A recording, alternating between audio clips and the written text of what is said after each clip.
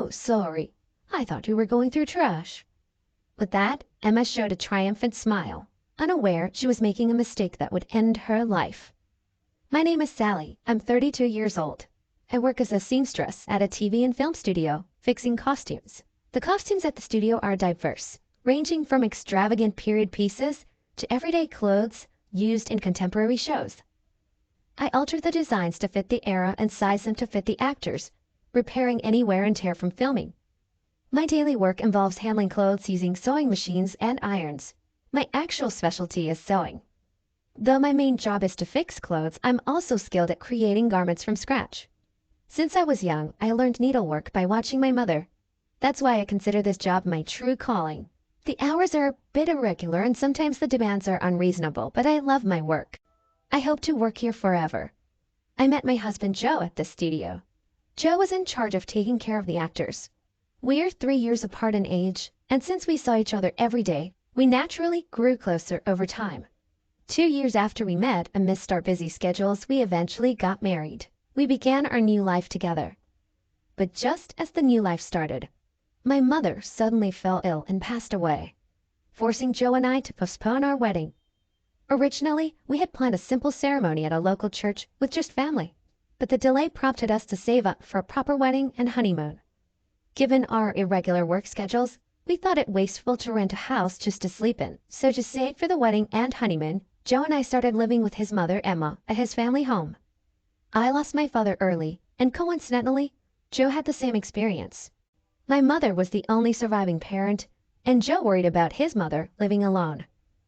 I wanted to get along with Emma, but in hindsight, that was the beginning of a nightmare. Emma had no intention of getting along with me. In her eyes, I was no different from a thief who had stolen her son. As soon as we moved in, the harassment began. If I cleaned, "Sally, what is this? It's so dirty.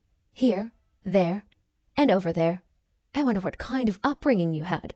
Your parents must have been quite something." I endured the harassment, trying to keep up with the cleaning, even causing my hands to crack and bleed. The strictness regarding household chores was unimaginable. Cleaning, laundry, cooking.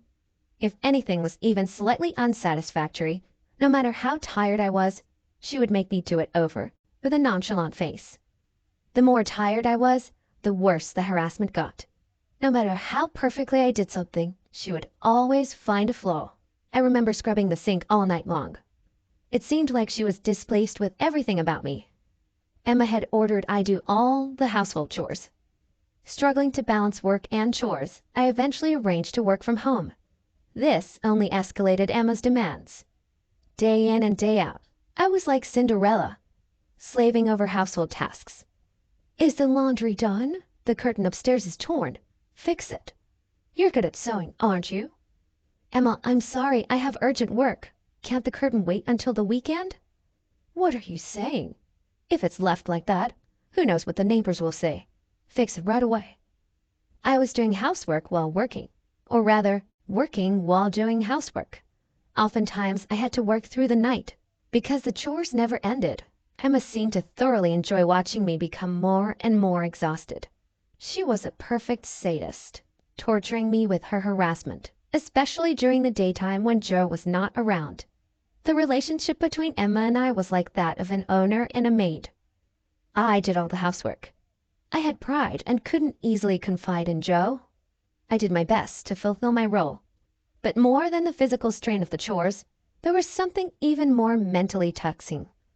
Occasionally, Emma would invite neighbors over for lunch, and those were truly like hell.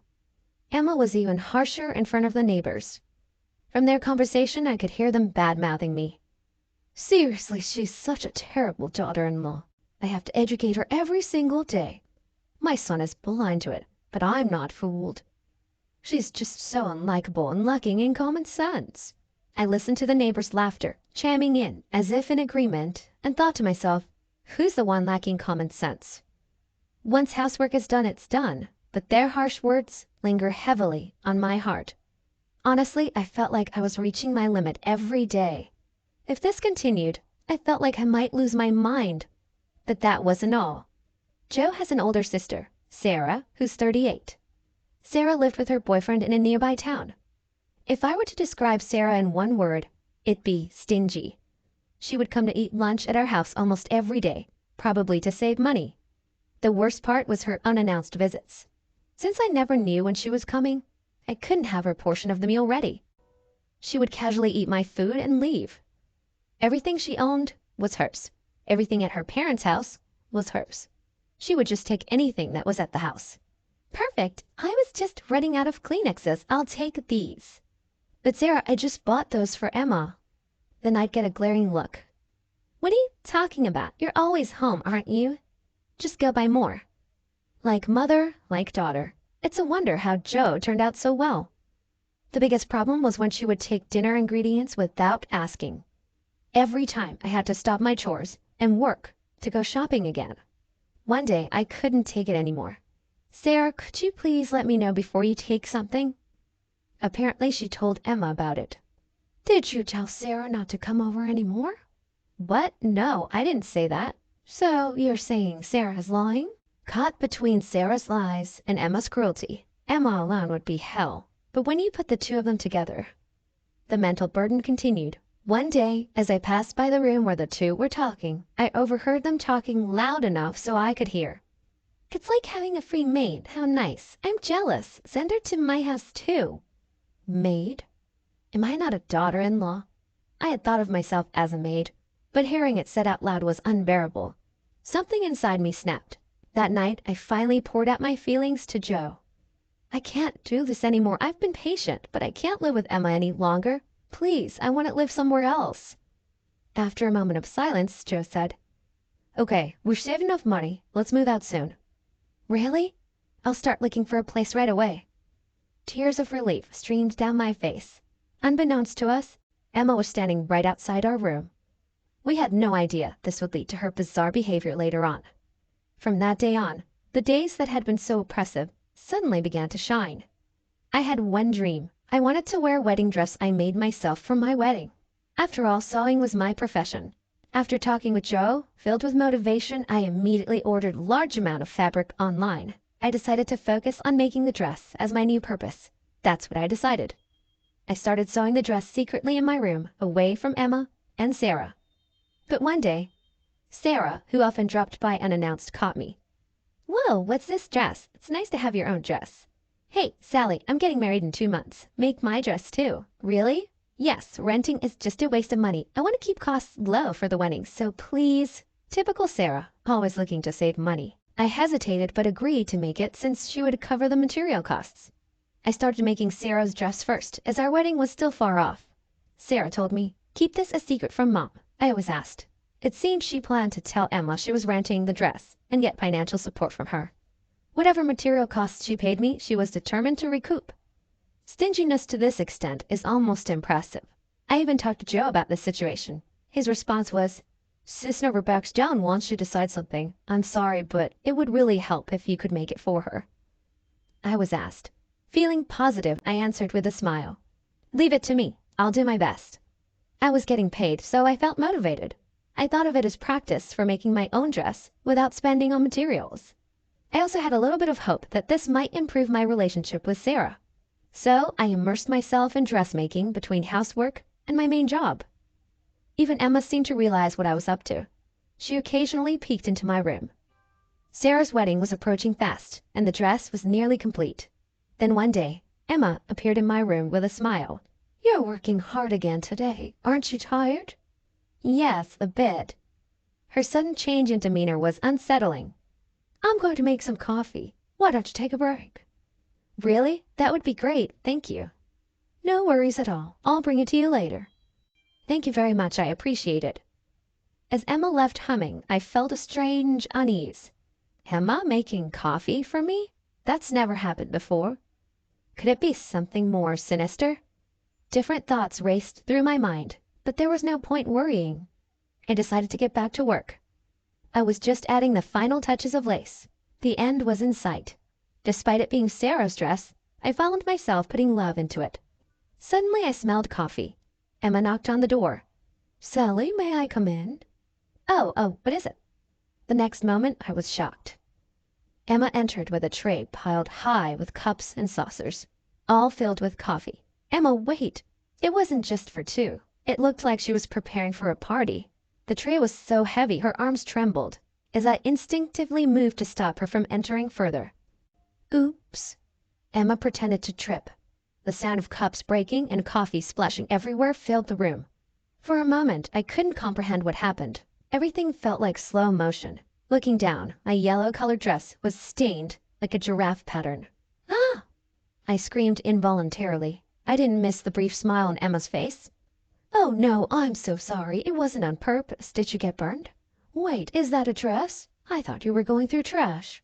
I was speechless. The shock of her actions left me frozen.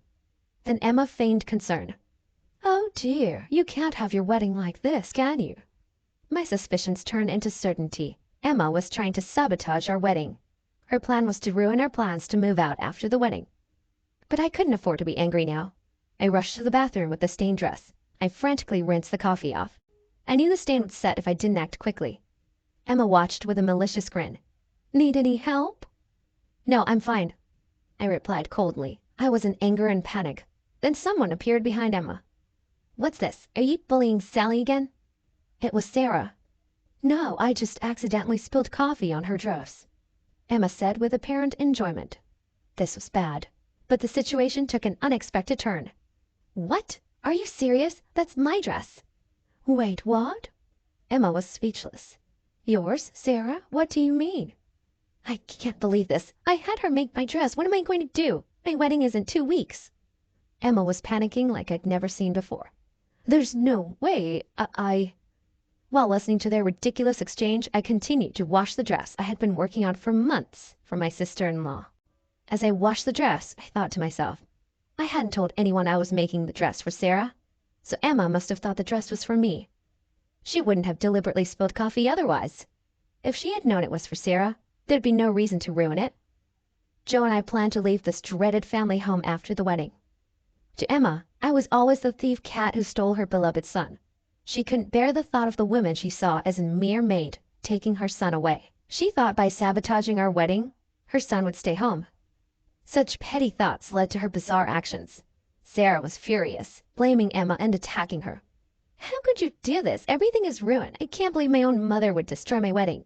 I'm sorry, Sarah. Please forgive me. I didn't know it was your dress. You don't think I did it on purpose, do you? Emma finally spoke her true feelings. While listening, I pretended not to hear and continued washing the dress. Then, so, you thought it was Sally's dress and deliberately stained it. A man's voice echoed. Everyone turned around at once. Oh, Joe, when did you get here? So that's what happened, Mom? Joe stood there with an indescribable expression. I was so focused on washing the dress and listening to their argument that I hadn't noticed Joe's arrival at the perfect moment. He had been silently observing the ugly quarrel between his mother and sister. Joe slowly began to speak, looking utterly disappointed.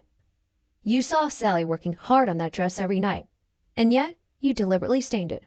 That's truly despicable. It's not like that. This is... Don't make excuses, Joe shouted. Emma and Sarah were taken aback. Emma, in particular, had probably never imagined being yelled by her son she cherished so much. Joe continued calmly, yet sadly. I'm disappointed, Mom. Sally had been enjoying your attitude all this time, and we both hoped that one day you might change. Sally was patient for my sake, because you're my mom. Hearing this, I felt tears welling up. I had somewhat seen Joe as indecisive and too submissive to his mother, but that was a complete misconception. Before me stood a man determined to protect the woman he loved. Joe's firm stance, though out of place in the situation, made me fall for him all over again. He continued addressing Emma. And it all comes down to this. I can't just overlook it. Mom, sorry, but Sally and I are leaving this place as soon as possible. I plan to stay here until the wedding for your sake, but I can't stay any longer. This time it was just a dress, but who knows if Sally could be in danger next time. It'll be too late then, Mom. Danger? I would never put her in danger. How can you even say that after ruining Sally's hard work so casually? Joe's anger was palpable, but this was his mother. Instead of using abusive language or an overbearing attitude, Joe quietly vented his anger on Emma. His expression was something I had never seen before. anger mixed with an indescribable sadness. He was denying everything about his mother who had always doted on him. Emma seemed deeply affected. She was speechless, reduced to tears. Emma, who was usually quick to aggressive remarks, was now crying. Sarah was also stunned, alternating her gaze between Joe and Emma. Later, Sarah canceled her wedding. Since it was so close to the date, she was not getting any of her money back. "It's not my fault at all." Emma was the one who paid for it, so Sarah wasn't losing any money. Emma seemed to finally regret her thoughtless harassment that had spiraled out of control. The shock of being scolded by her son also left her quite weakened. But the issue wasn't confined to our house. Sarah's sudden cancellation angered her boyfriend and his family. Eventually, Sarah ended up breaking up with him. Emma was continually blamed by Sarah for this outcome. After we left the family home, Emma occasionally contacted us. She was asking for money. One reason she didn't want us to leave was the financial aspect. While living together, we contributed to the household expenses. But Emma had no income apart from her pension. It seemed she had been relying on our money. However, every time Emma called asking for money, Joe refused. "Mom, why don't you work? There are plenty of jobs out there. We need to be independent, you and us. Please, leave us alone." Emma pleaded not to be abandoned, but Joe remained firm. His resolve seemed to stem from a sense of duty. Later, Emma started working as a janitor. Her strictness with cleaning seemed to fit the job, which was ironically a bit amusing. Sarah, after breaking up with her boyfriend and moving out of their apartment, returned to live with Emma. She completely stopped working, relying on Emma's part-time income and pension. I saw her once, and she was unrecognizably overweight. Joe and I moved into an apartment and are enjoying our new, happy life. There's no one here to make snide remarks or be sarcastic. Our life now is so blissful compared to our time in that dysfunctional family home. We've finally set a date for our wedding. We decided on a small ceremony with just friends and colleagues, and chose not to invite Emma and Sarah. We didn't want any disturbances, especially considering both are in a dark place right now. But that's just how it has to be. They brought it upon themselves. I've started making a new dress for the big day. It's going to be much more beautiful than the one that ended up with a giraffe pattern.